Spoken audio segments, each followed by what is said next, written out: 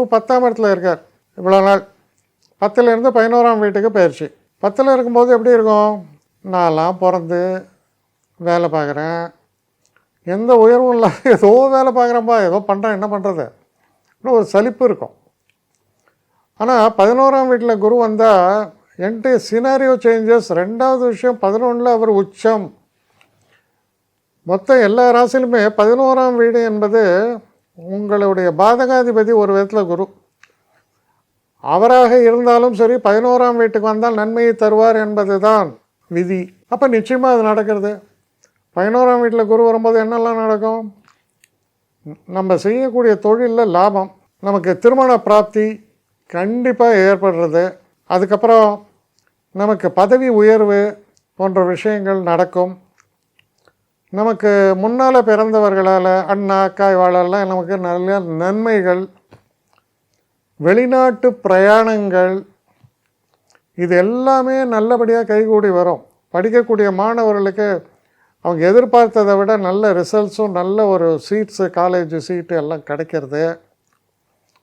இப்படி சொல்லிக்கொண்டே போகலாம் பல நன்மைகள். ஏன்னா 11ஆம் வீட்டில் இருந்தாலே நன்மை, அதில் உச்சமாக இருந்தால் பரிபூர்ண நன்மை. இப்போது இவரில் முக்கியமான விஷயம் என்னென்னா, இந்த 11ஆம் வீட்டுக்குள்ளே வரக்கூடிய குரு பார்க்கக்கூடிய இடம் முதல்ல 3ஆம் வீடு.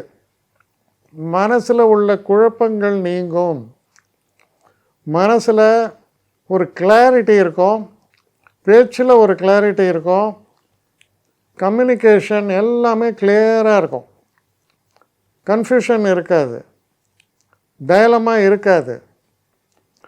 அதுக்கப்புறம் 5ஆம் இடத்தை பார்க்கும்பொழுது புத்திர பாக்கியம் முக்கியம் நடக்கும். அதுக்கப்புறம் பல நன்மைகள், நமக்கு வர வேண்டிய புகழ், பெருமை, உயர்வு, இவை அனைத்தையும் நிறைத்து தருவார் குரு. இதுக்கெல்லாம் முத்தாய்ப்பா திருமணம் தட்டி தட்டி போயினே இருக்குதுப்பா. சரி, இன்னொரு கதை. என் ஒய்ஃபுக்கும் எனக்கும் 7ஆம் பொருத்தம் அப்படின்னு ஒரு தமிழ் சொல்லுவாங்க. அதாவது ஒத்தே வரல, இப்படி ஒரு நிலை. இதெல்லாம் சீர்படும், ஒற்றுமை மிகும், திருமணம் தள்ளி போனவர்களுக்கு திருமணம் நடக்கும். சில பேருக்கு ஏஜ் ஆகிருக்கு, திருமணம் நடக்கலை, அது நல்லபடியாக நடக்கும்.